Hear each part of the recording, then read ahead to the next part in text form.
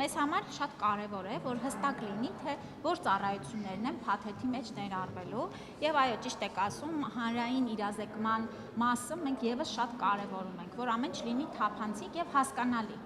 որ ինչպիսին է լինելու փաթեթը, եւ այդ փաթեթում ես ձեզ վստահեցնում եմ, այն հիմնական բեռը, որ այսօր մեր ժողովուրդը կրում է եւ ֆինանսապես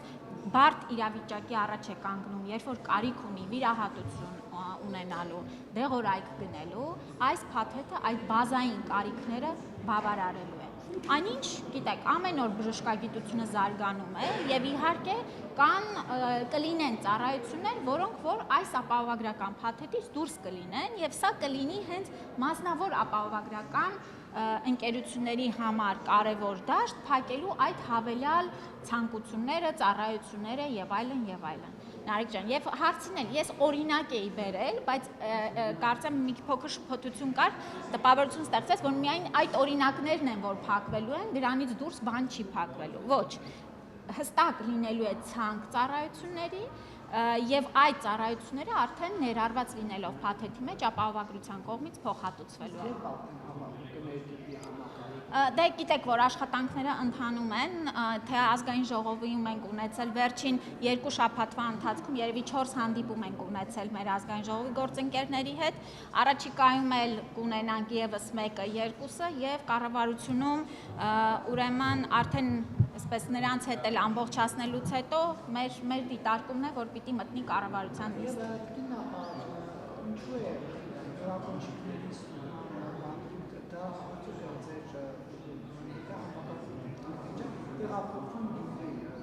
Զորակոչի փորձաքննությունների մասով, այո, 2 պիլոտ ենք իրականացնում, 2 մարզերում, ուրեմն Լոռի եւ Շիրակը, փոխգործակցության սկզբունքով, Գյումրու բժշկական կենտրոնի եւ Վանաձորի բժշկական կենտրոնի միասնական աշխատանքի շնորհիվ անելու ենք այնպես, որպեսզի մեր զորակոչիկները ստիպված չլինեն գալ հասնել Երևան, այստեղ օր, գումար եւ այլն հավելյալ ծախսեն եւ անցնեն համապատասխան բժշկական փորձաքննությունները։ Մենք գնահատել ենք կարողությունները, թե սարքավորումների եւ թե մասնագիտական եւ մոտեցնում ենք ծառայությունը նաեւ մեր զորակոչիկներին։ Եվ հաջող ընթացքի պարագայում այս 2 մարզի ապակենտրոնացման պարագայում նաև հետագայում կտեսնենք արդեն ընդհանուր ինչպիսի փոփոխություններ կիրականացնենք։ Ես կարծում եմ սա շատ կարևոր է։ Գիտեք ինչի, որտեղ շատերը անցնում են համակցված հետազոտություններ։ Պետք է առավոտ շուտ գալ, սոված լինել, մյուս հետազոտությունը մեկ այլ պահանջ է իրենից ներկայացնում եւ դրա համար մոտեցնել մարդուն իր բնակության վայրում այդ փորձաքննությունները անցնելը, ես կարծում եմ կարևոր քայլ կլինի։ Բայց իհարկե լինելու ենք խստապահանջ եւ մենք անմիջական աշխատում ենք մեր բժշկական կենտրոնների հետ, որովհետեւ այստեղ բացի մասնագիտական գիտելիքներից շատ կարևոր է նաեւ փորձագիտական մասը եւ պիտի որ ամեն բան հաջող անցնի։ Եկին նախարար դուք եւս Փաշինյանի ու ԿՊ-ի կպարտարների հետ գնացել եք Գյումրի, նախընտրական դրամատրություններ էր տիրում այնտեղ, դուք այնուամենայնիվ ղեկավարում եք մի ոլորտ, որը պետք է լինի ապաքաղաքական, բայց ձեր ներկայությունը ԿՊ-ի նախընտրական ելույթների եւ այլն ուղիղ ըստեյության ազդակ եւ ոչ չի բուժաշխատողներին նաեւ որոշակի առումով կան նաեւ ազգային եւ տեխնոլոգիաների կողմից, որ ըստեյության բուժ հաստատությունների ներկայացուցիչներին հրաժարված է գնալ եւ օրինակ Գյումրիում ընտրել իրենց սարիքին։ Վայ, այդ անձինք, ովքեր որ այդ ուրեմն մտավախությունները ունեն, ես նախ հորդորում եմ շատ հրատապ կերպով այդ բոլոր մտավախությունները հայտնել իրավապահ մարմիններին եւ չվերագրել անձանց մի բան, որի մեջ իրենք շատ լավ մասնագիտացված են եղել եւ թե Կիրակի օրն եմ գնացել Գյումրի ոչ աշխատանքային օրվա ընթացքում եւ այո մասնակցել եմ դրամահավաքին եւ կներեք նախարարը եւ կառավարությունը քաղաքական հենց մարմին են եւ չեն կարող լինել ապաքաղաքական։ Բացառվում է նման հրահանգ, որևէ ուղղորդում, որևէ բան, որտեղ դրա կարիքը չկա է։ Ինչի որտեղ ձեր սարիքի ընտրելու է, հա։ Ես կարծում եմ, որ քաղաքացիական պայմանագիրը այս տարիների ընթացքում բավական ձեռքբերումներ ունի, որոնք պիտի ներկայացնի մեր նաև քվեարկողներին, պիտի անի աշխատանք, որը անում է եւ վստահ եմ, որ այս ուրեմն կարևոր գործը ներկայացնելով եւ նաեւ ներկայացնելով թե ինչ է արվելու Սարիկ Մինասյանի հաղթանակի պարագայում, ես կարծում եմ, որ գյումրեցին իր ձայնը որոշիչ կտա ԿՊ-ին եւ Սարիկին։ Ուշինդակները մարզպետարաններից հանեցիք նախարարությանը ենթակայության տակ դարձվեցիք այս ընտրություններին եւ 26 ընտրություններին առաջ։ Դե Նարեկ ջան, եթե այդպես լինի, պիտի ասեք ինչու եք ապահովագրության մասին այսօր խոսում, որովհետև դա Գյումրու փառաքարի ընտրությունների հետ ինչ համատեքստ ունի։ Տեսեք, մենք ամեն օր ինչ որ մի բարեփոխում անում ենք։ Իհարկե մեր մարզերն էլ դրա շրջանակներում ունենում են որոշակի բարելավումներ եւ վստահ եմ, որ այս մարզային կենտրոնների փոխանցումն էլ առողջապահության նախարարությանը եւ շատ ավելի կարևոր կտորը կառավարման մոդելի բարեփոխումները պիտի տան իրենց արդյունքները եւ այս կենտրոնները շատ ավելի գրագետ ֆինանսատնտեսական կառավարում իրականացվի, զարգանա եւ այլն եւ այլն։ Տիկին նախարար, դուք վերջերս մարզային ԲԿ-ներ այցեր եք կատարել, եղել եք Չարենցավանի ԲԿ-ում, մյուս ԲԿ-ներ ոնց որ էլի շտա մարզում։ Ինչ հետաքրքիր նախ ինչ պատկեր եք արձանագրել այս Չարենցավանի ԲԿ-ում եւ առասարակ մարզային ԲԿ-ների մատուցած ծառայությունների որակը ձեզ գոհացնում է, թե ոչ, դասեք հետո։ Գիտեք, ընդհանրապես դժվար է այսպես ընդհանրացումներ անել եւ գնահատական տալ մարզերին կամ կոնկրետ բժշկական կենտրոնի ամբողջական որակին։ Եվ այո, ճիշտ եք ասում, վերջերս եմ եղել ուրեմն Չարենցավանում, նախ որովհետեւ իմ արժեվ դրել եմ խնդիր այս տարի համ պատրաստից, այսպես ասեմ, այցեր իրականացնել կոնկրետ մարզային կենտրոններում, հասկանալու թե սովորական աշխատանքային օրվա ընթացքում ինչպես են process-ները կազմակերպվում եւ ինչ խնդիրներ կան, որոնք որ մենք այսպես ավելի պաշտոնական այցերի շրջանակներում գուցե չենք նկատում։ Եվ այո, հիմա կշարունակեմ։ Եվ ուրեմն երկու նպատակ ուներ, նախ գիտեք, մեր կապիտալ ծախսերով այնտեղ իրականացված շինարարությունը արդեն ըստ էության ավարտվել է եւ ուզում էի հասկանալ այդ ուրեմն նոր տարածքների օգտագործման շատ ավելի արդյունավետ պիտի ձևաչափ գտնենք, այնտեղ բժշկական ծառայությունների որոշակի հատվածը պետք է փոփոխությունների արդյունքում այս նոր տարածքում տեղավորվի, որպեսզի նաև չստացվի, որ տարածքները չեն ծառայում իսկապես բժշկական օգնության որակի բարձրացմանը։ Պետք է ասեմ, որ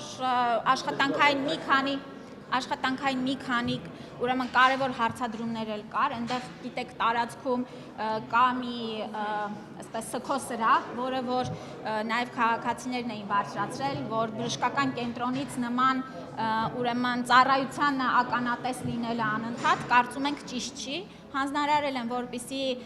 գտնեն լուծում այդ սեփականատիրոջ հետ ճիշտ պատնեշավորելու եւ փակելու բժշկական կենտրոնից դրա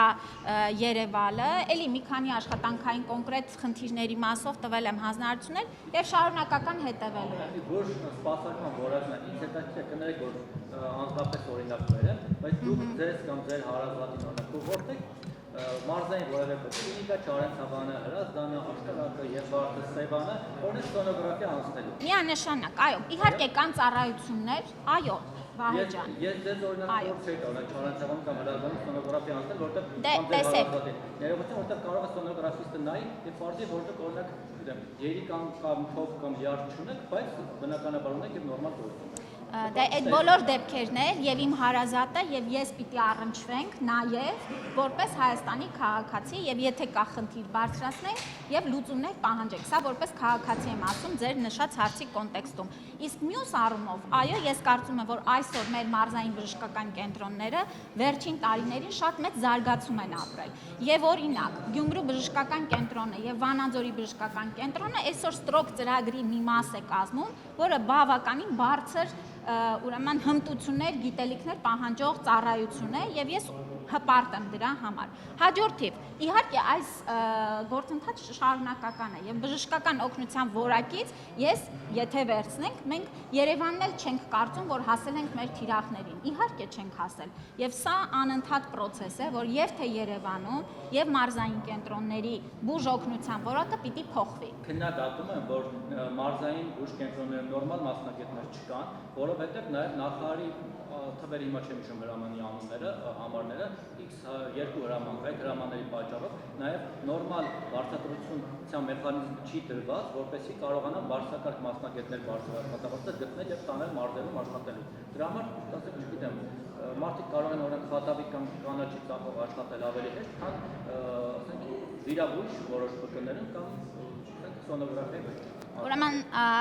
մեր պետական քաղաքականությունն է, որ ծառայությունների ծավալը պետական պատվերով ընդլայնվի եւ դա առաջինը հենց շատ կարևոր է մարզային բժշկական կենտրոնների համար, որ հասանելիությունը բուժօգնության մեծանա, որտեղ մարզային մեր բնակչության համար ուրեմն վճարունակության խնդիրը շատ ավելի սուր է դրված, քան թե Երևանում, եւ սա օգնում է, որ ծավալը մեծանալու պարագայում վերանայվեն նաև աշխատավարձերը։ Եվ ձեզ վստահեցնում եմ, որ լավ կառավարման արդյունքում հնարավոր է հասնել նաև բուժաշխատողների աշխատավարձերի վերանայման եւ մենք դրան շատ լավ օրինակներ ունենք հենց մարզային բժշկական կենտրոններում։ Կոնկրետ բժշկական կենտրոնը։ Այստեղ արդեն ձեր պատասխանատվությունը մեծանում է, չէ՞։ Այո, իհարկե։ Հիմա գուցե արդեն դուք պետք է լավ կառավարեք, որ այդ աշխատավարձերն էլ բարձրացնի, ոչ թե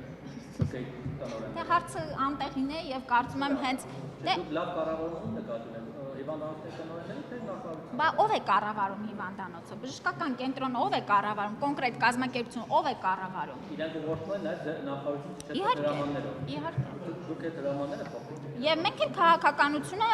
շարունակաբար տանում ենք դրան, որպեսզի ավելի մեծ ռեսուրսներ ուղղվեն բժշկական կենտրոններ, սարքավորումներով հագեցվեն, որ ձեր ասած նույն բարձրակարգ մասնագետները կարողանան իրենց ուրեմն բժշկական գիտելիքներն ու հմտությունները ճիշտ կիրառեն։ Տիկին նախարար, լավ, դուք ամեն դեպքում այդ կադրային բազային մասով ձեզ մտահոգ չի մտահոգում, որ իսկապես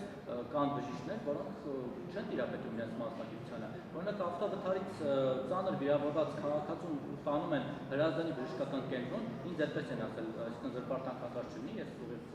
աշխուժ չեմ տեսել, բայց ասացին, որ այդ մարդու մոտ լիարդը պատրված է եղել ավտովթարից, այդ մարդիկ բժիշկը հրազդանում չեն տեսել, որ լիարդը պատրված, ուղղակի են Երևան արդեն ուշ է եղել։ Ձեր այս կոնկրետ, եթե կոնկրետ ունեք որոշակի դեպք, որի մասին բարձրաձայնում եք, պետք է տաք մեզ, մենք էլ կոնկրետ այդ մասերով զբաղվենք։ Տեսեք, ավելի վաղ աշտարակումներ նման դեպք եղել մի Դե գիտեք հիմա ինչ նման դեպք, ինչ դեպք, եթե կոնկրետ բժշկական կենտրոնը չունի տվյալ